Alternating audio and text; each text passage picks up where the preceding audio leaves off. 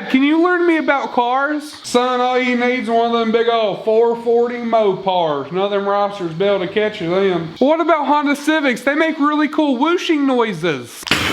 You're gay? Come on, son, we need to go down to Titty Bar, get you some pussy. What's up, MVT Nation? Bobby here from Muscle vs. Tuner, back with another video. And today, we're going to talk about the do's and don'ts of modding your Challenger. Now, this video very well applies to a lot of other cars if you have the same issues that Challengers do from the factory. So still watch it, even if you don't have a Challenger. You might learn some stuff. So I bought this car about 2.5 years ago, and there's a lot I've learned since then, and I want to share it with you guys so you don't make the same mistakes that I made whenever I got my car. So the first thing you're going to run into when you get a Challenger or perhaps other cars are these bitches. Ugh.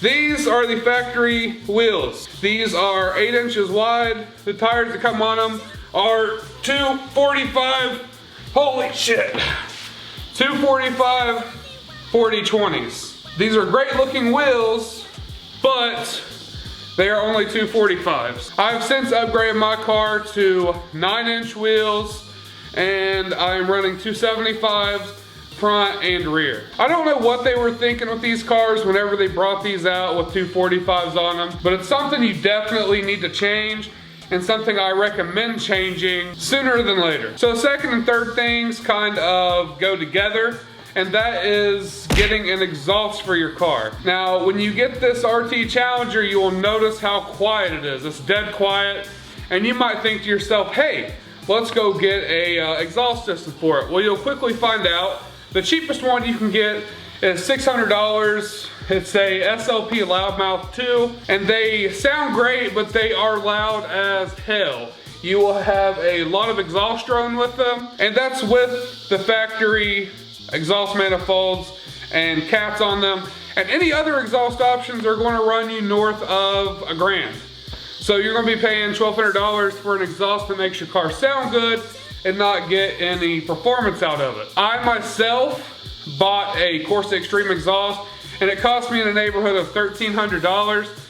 And when I put it on there, I liked the sound, but it wasn't enough for me. I mean, I spent $1,300 and it still wasn't enough. That being said, when you buy these cars, if you plan on doing other stuff to them in the future, skip the exhaust for now. If you decide you want it later, get it later. But what you should really be focusing on are your exhaust manifolds and cats.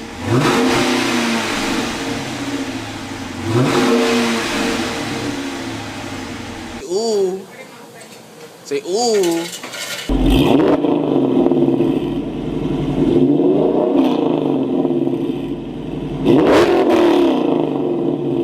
Jesus Christ. Now, another thing that's really important to have that you should probably get before you get your headers and stuff is a tuner.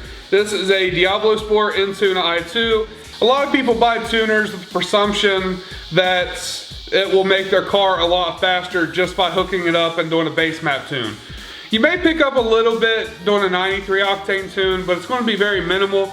However, what these things are very useful for is custom tuning your car. You can get email tunes done if you're doing pretty simple mods like headers and stuff like that. If you want to tune your car, you can do it through email if you don't have a tuner close. If you have a tuner close, you might skip this and just go to tuner and let them handle it all for you. But this is an awesome tool to be able to keep track for yourself, you know, your what your car's running, your air fuel ratio, and stuff like that. So the last thing that everyone gets for their car that I don't suggest, that I got myself whenever I got my car, is this. Well, not exactly this, but this is a stock air box. A lot of people, the first thing they get is a cold air intake. For a few reasons that are okay, I guess. One, it looks better than the stock air box. Two, it's one of the cheaper mods you can get for your car, which is around $300, $400. And three, you think you're going to get a power gain.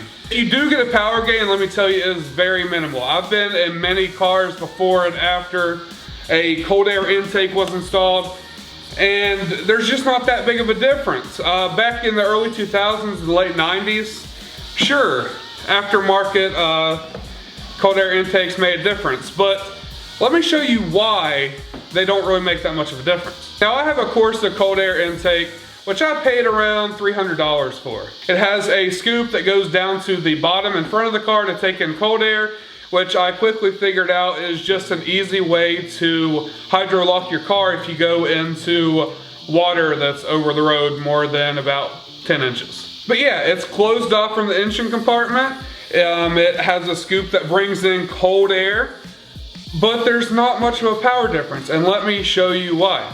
This is a closed air box, as you can see.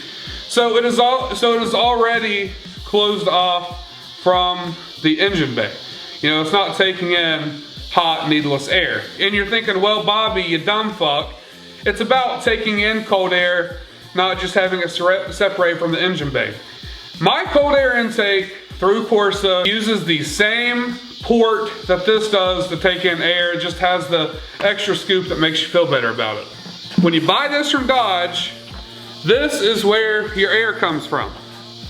There's a little seal around this to seal it away from the engine compartment. It plops down on a little piece that this seals to, and it pulls in cold air from the front of the car through the bottom grill, essentially. So it's getting air from the same part, and they're both sealed off from the engine, so I don't really see where the power gain is going to come from other than the filter.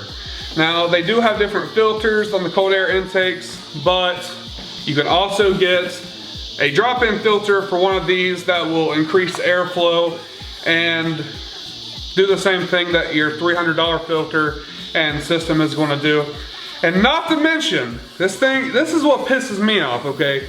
If you get a Pro Charger, it mounts where your cold air intake goes. And then you have a pipe coming off of it that goes to the back that you hook in a cone filter to. So it renders a cold air intake completely useless if you plan on Pro Charging your car in the future, which a lot of Hemi owners do because the 5.7s are lacking in power. Take some advice from me, spend your $300 elsewhere, maybe spend it on a tuner, or spend it on a tune if you're getting, you know, factory, or if you're getting long tubes or shorties, then spend it on that. If you disagree with any of these, let me know down in the comments, and I guess we can argue about it down there. But that's all I have for today, guys. If you like this video, make sure to leave a like. I should have a skit coming out soon. We're supposed to be shooting one soonish, and plus starting on the Datsun soon. We're supposed to this week, but shit happened. So that's all I have for today. Hope you guys liked this video. I'll catch y'all later, dudes. Peace. Look, I tell them I woke up and we still popping. The ringtone going out because these hoes calling. My numbers on the rise now, no they never falling. We gon' keep the critics listening while I stay dropping. Hey, I woke up and we still popping. The ringtone going out cause these hoes calling. My numbers on